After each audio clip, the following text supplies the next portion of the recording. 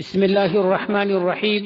یو محترم ورور پوښتنه کړې ده چې د یوې ښځې بچی د اپریشن په ذریعه باندې پیدا سو، په اپریشن یې ځینې رایسته کړ، خو هغه د بچي ځای مکمله ډاکټرانو صفا کړی او د ښځې تر رحم ادب د وینه نه راځي، نو دا ښځه به لمونځ کوي که به یې نه کوي؟ او که د روژې میاشت وي روژه نیولی سي که یا؟ د دې پوښتنې ځواب دا دی چې دغه ښځه به اودس تازه کوي او لمونځ به کوي، او که چیرې د روژې میاشت وه د دغه بچي په پیدا کېدلو سره دا د روژې څخه معذوره نه بلل کېږي. البته که مریضه وه هغه د مریضۍ عذر یې جلا دی، خو روژه به د مریضۍ په وجه که چیرې دې روژه نه نیول هغه بېله مسله ده، خو دا نفسا نه ده، نفاسه نه ده، د بچي په وجه باندې دا روژه نسي خوړلی.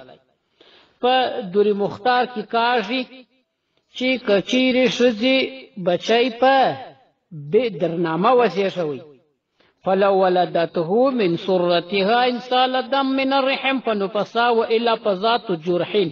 که چیرې ښځې بچی تر نس وزېږاوه مثلا په اپریشن ځینې رایسته سو نو او که یو وینه راتلل تر رحم نو بیا دا نفاسه ده، نو د دې ستر لمونځ ورمعاف دی تر څو چې دغه وینه وي او روژه هم دې ته نیول نه دي روا.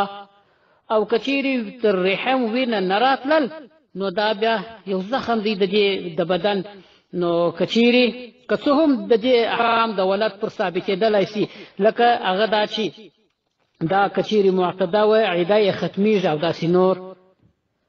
دغه بچی چې د دې په اپریشن باندې پیدا سو نو اعتبار و وینې ته دی. او په دور مختار کې رد المحتار کې کاږي چې اودس به کوي فتتوضأ اودس به کوي او تصلي لمونځ به کوي